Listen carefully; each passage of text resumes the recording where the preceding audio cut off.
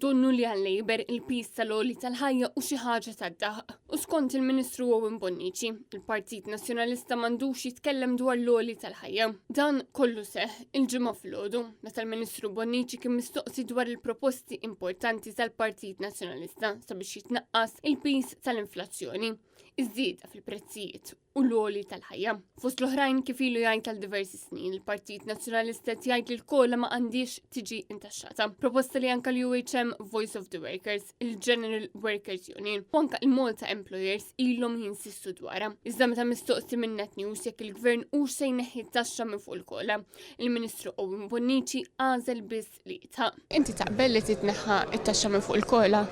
Fuq dan l-ixju il-Ministru għal-Finanzi diġà tkellem darbtejn tlieta u spjega. Risposta li turi b'mod evidenti kemm il-Gvern ta' Robert Abela huwa gvern li ma jikkonsultax la mal-oppożizzjoni u anqas mal-unions u l-imsieħba soċjali u minflok jindirizza l-problemi reali jażel biss li jitkellem b'mod partiġjan. Dan b'differenza għal Partit Nazzjonalista li ġimgħa wara l-oħra tikompli joħroġ bi proposti ġodda li jgħinu lill-poplu Malti wawċi fil-pis tal-oli tal-ħajja.